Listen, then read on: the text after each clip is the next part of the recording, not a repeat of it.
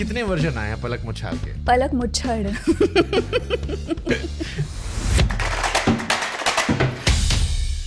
कौन तुझे यूं प्यार करेगा जैसे मैं करती हूँ।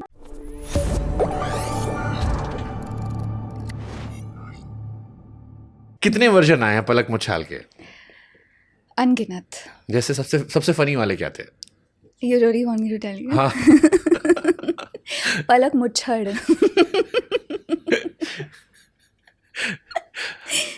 हमारे दिल्ली नोएडा मुरथल पड़ता है, I'm sure सबने सब लगा दिया होगा। हाँ जी। लेकिन मुझे खुशी है इस बात की कि लोग पूरा नाम एटलीस्ट जानते हैं, तो कोई मुझे पलक नहीं बुलाता, हमेशा मेरे सरनेम के साथ मेरा नाम लिया जाता है। ये पलक मुच्छाल ये सरनेम जो है थोड़ा इसके बारे में बताओ ना, बिकॉज मैंने कहीं सुना था आप माहेश्वरी, पलक माहेश्वरी इट इज। हाँ जी, सो मैं माहेश्वरी हूँ, मारवाड़ी। जो दादाजी हैं राजस्थान से हैं, सो मुच्छाल फैमिली ग्रुप का नाम है। Okay. तो वो माहेश्वरी से अडेप्ट होते होते फिर मुच्छाल हो गया। अभी बम्बई में किस साल आए पाए थे? मैं आंटी से बात कर रहा था, आंटी से 2005-06 में शायद आप लोग 2006। 2006 में आए थे। हाँ जी।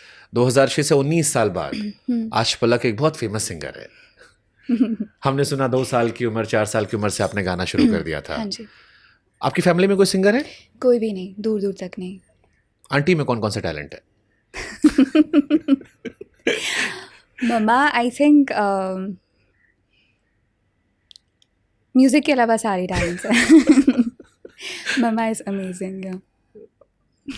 आपको चाय पीने का शौक है? क्योंकि अंकल ने हमें चाय बहुत अच्छी पिलाई यहाँ पर अभी जो हम आए थे यहाँ पर। मुझे पता है आप किस तरफ जा रहे हैं। मैं नहीं जा रहा हूँ उस तरफ, मैं सिर्फ चाय की तारीफ करना चाह रहा हूँ अंकल की, क्योंकि बहुत कम लोग जानते हैं कि पलक के डैड जो हैं वो चाय बहुत अच्छी बनाते हैं। बहुत अच्छी।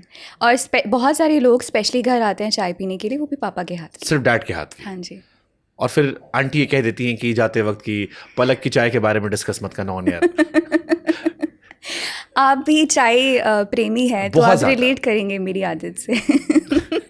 तो आप चाय की आखिरी घूंट तक पीते हो? हाँ जी, मुझे लगता है कि चाय इतनी प्रेशियस है कि उसकी एक बूंद भी वेस्ट नहीं की जानी चाहिए। आंटी ने मुझे एक बड़ा अच्छा मिमिक्री करके दिखाया कि वो ऐसे करती फिर टक टक करके लास्ट बूंद तक। मैंने चाय पे बहुत सारी शायरियाँ लिखी थी, अरे वाह। बहुत सारी। जैसे एक शायरी थी कि इस चाय से रिखा तुमसे इश्क है मेरा, सुबह शाम ना मिलो तो अजीब सा लगता रहता है। वाह। बहुत सारी लिखी थी। एक लिखी थी मैंने कि ऐसा करते हैं कि हम इश्क को इश्क से मिलाते हैं, किसी एक शाम उन्हें अपने हाथ की कड़क अदरक वाली चाय पिलाते हैं। वाह। बहुत खूब, बहुत। हाँ, बहुत सारे चाय। आई थिंक चाय क्या है आपके लिए? तो आपने चाय का जिक्र कर ही दिया है तो अगर आपकी शायरी से शब्द चुराऊं तो इश्क है। चाय के बिना सुबह अधूरी है और चाय के बिना शाम नहीं ढलती है। ब्यूटीफुल। मैंने ओशो की एक रील देखी थी जिसमें वो कहते हैं कि जब आप ऊपर वाले के पास जाएंगे तो सबसे पहले ऊपर वाला आपसे पूछेगा कि चाय पिएंगे। और अगर आपको यकीन ना हो तो जब जाइएगा देख लीजिएगा। वाह। बट चाय इंडिया में क्यों इतनी स्पेशल है? बिकॉज मुझे लगता है चाय हर चीज़ का रिजल्ट है। किसी से गप लड़ानी हो, चलो चाय पी लेते हैं। खाली बैठे हो, चाय पी लेते हैं। ज़्यादा बातें करनी, चाय पीते हैं। सर दर्द हो रहा है, चाय पी लेते हो। चाय क्यों खास होती है? मुझे ये भी लगता है कि चाय का योगदान भी बहुत बड़ा है हमारे देश में, क्योंकि चाय पर चर्चाएं बहुत होती हैं, चाय पर फैसले बड़े बड़े लिए जाते हैं। आई थिंक चाय हमारे जीवन का एक बहुत ही गहरा हिस्सा है, जिसे बहुत आई एम ग्लैड कि हम इस बारे में बात कर रहे हैं। और हमारी चर्चा की शुरुआत चाय से हुई है। चाय शुभ होती है। कोई घर पहुंचता से पहले चाय पूछते हैं। हाँ जी। तो मैंने कहा पॉडकास्ट की शुरुआत भी हम चाय से ही कर लेते हैं।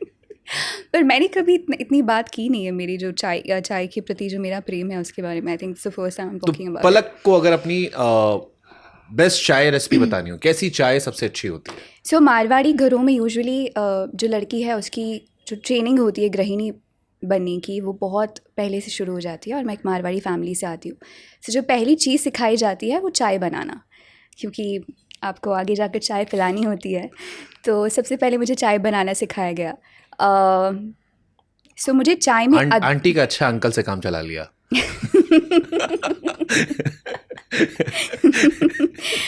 मुझे चाय में अदरक और काली मिर्च बहुत पसंद है। ओके। गले के लिए बहुत अच्छी होती है। सुपर। तो आपने चाय बनाना सीख लिया? हाँ जी। तो आपके एजी ओजी के जहाँ जो एमजी हैं उनको आप चाय पिलाते हो, चाय पीते हो? हाँ जी, और उन्हें मेरे हाथ की चाय बहुत पसंद है। दुनिया कहती है, हम टिपिकल इंडियन फैमिलीज में देखते हैं तो वो एजी ओजी बुलाते हैं हमारी मम्मी या उधर जो हमारे साइड में लोग होते हैं, आपने एमजी कर दिया। हाँ, ये एक्चुअली वहीं से आता है क्योंकि ये एजी ओजी का एक्सटेंडेड वर्जन है, बिकॉज हम नाम नहीं लेते हैं अपने हस्बैंड का, पति का। तो इसलिए फिर मैंने सोचा क्या बुलाऊं, फिर एमजी निकला वहाँ से। सो एमजी बोलना मिथुन सर से एमजी बोलना कितना मुश्किल था? बहुत मुश्किल था, बहुत मुश्किल था। वैसे तो जब हम एक हुए तब मुझे बिल्कुल भी एहसास नहीं हुआ और ना ही उन्हें the profession that we come from वो ओवर पावर नहीं हुए थे हमारे रिश्ते पे बिल्कुल भी। सो वो एक संगीतकार है, मैं एक सिंगर हूँ, उस बात का एहसास हमें अपने रिश्ते में नहीं हो रहा था, जो कि बहुत बहुत बड़ी बात है और बहुत ज़रूरी बात भी है। लेकिन मैं बुलाती तो उन्हें मिथुन सर ही थी। अब मिथुन सर से क्या बुलाया जाए, वो निर्धारित करना उसमें थोड़ी कश्मकश। तो ये कितना लंबा स्ट्रगल था ये मिथुन सर से शिफ्ट होना यहाँ तक? मतलब लास्ट टाइम आपने कब मिथुन सर बुलाया था? क्वेश्चन है ना ये।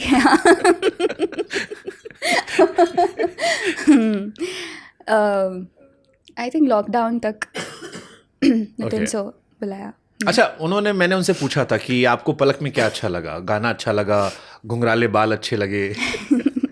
वो मुझे क्लियर बता नहीं पाए कि क्या अच्छा लगा। उन्होंने मुझसे सिर्फ इतना कहा कि सब हो गया और अब बटरफ्लाईज आ रहे हैं। मेरे को सीरियसली बताओ ये कहाँ से शुरू हुआ था? बिकॉज मेरे को बड़े सारे वर्जन मिले और अभी भी मुझे क्लैरिटी नहीं है। हालांकि मुझे लगता है वो अंदर अंदर आपको पसंद कर रहे थे, इसीलिए शायद आशिकी में अच्छे अच्छे गाने आपको पकड़ा रहे थे। जिस तरह के वो संगीतकार हैं, जिस तरह के आर्टिस्ट हैं, उनका काम करने का तरीका बहुत ही ज़्यादा अलहदा है, बहुत अलग हैं। वो बिल्कुल भी बात नहीं करते स्टूडियो में। बहुत मैं कहूँगी कि एक मंदिर जैसा माहौल है वहाँ पर।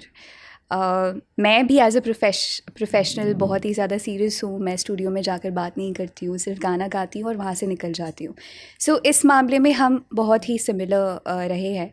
तो हमारी इतने सालों गाने के अलावा कोई बात नहीं हुई, ना फ़ोन पर, ना मैसेज पर, ना स्टूडियो में, ना किसी अवार्ड फंक्शन में।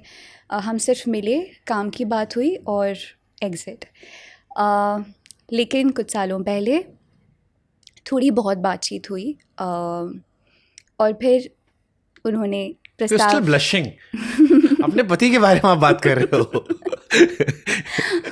50 इंटरव्यू में बता चुकी हो, उसके बाद भी आप शर्मा रहे हो। फिर उन्होंने प्रस्ताव रखा शादी का। तो फिर मुझे जहाँ तक मैंने पढ़ा सुना ये था कि उनके फादर को आप कहीं अच्छे लगे थे, नरेश जी को। तो उन्होंने कहा देखो यार ये लड़की है, बच्ची है, अच्छा गाती है, इस पे नज़र रखो। तो कहीं इंटरव्यू में उन्होंने कहीं कहा था कि नरेश जी ने कहा था कि जो पहली बार आपको रिकमेंड किया था, जो आपका पहली फिल्म थी उससे पहले, अच्छा गाने के लिए, हाँ कि ये अच्छी लड़की, इस पे नज़र रखो। तो मुझे लगता है उसके बाद जो नज़र पड़ी फिर वो नज़र रखी ली, उन्होंने कहा घर में ही रख लेते हैं। हाँ, तो फिर प्रस्ताव के बाद मैं जिस संस्कार से पली बड़ी हूँ, तो माता पिता ही तय करने वाले थे कि मैं किससे शादी करूँगी। वैसे जितनी बातें आप करते हो उसमें आंटी तय किया होगा, मैं डाउट। फिर उन्होंने मम्मा से बात की। तो हमारा रिश्ता पक्का हुआ, उसके बाद हम मिले। उसके पहले हम मिले भी नहीं थे। तो कोई पापड़ नहीं बेलने पड़े उनको? वो है ही इतने अच्छे। मम्मा जैसे ही वो मम्मा से मिले, she couldn't have asked for a better person for me than him. मेरे को आंटी और मिथुन जी की कॉन्वर्सेशन देखने का बड़ा मन कर गया। मैं आंटी से मिला तो मुझे लगा ये दोनों जब साथ में बैठती हो अकेले, बहुत यूनिक बॉन्डिंग है। और आप जब दोनों को साथ में देखेंगे आपको लगेगा ही नहीं कि मम्मा मेरी मम्मा है। इनफैक्ट घर पर भी अगर बातें होती हैं तो मैं कभी ऐसा बोल ही नहीं सकती कि अच्छा मैं अपनी मम्मी से बात करती हूँ इस बारे में, या मम्मा मेरा साइड लेके, मैं इमेजिन ही नहीं कर सकती। मैंने सुना कहीं आप कह रहे थे कि जो शिकायतें होती है, जैसे पहले मम्मी डांटती थी, अब ये भी डांटते हैं, अब वो भी कहते हैं कि मम्मी से तुम्हारी शिकायत कर दूंगा मैं। हाँ हाँ, बहुत अच्छी टीम बन गई है।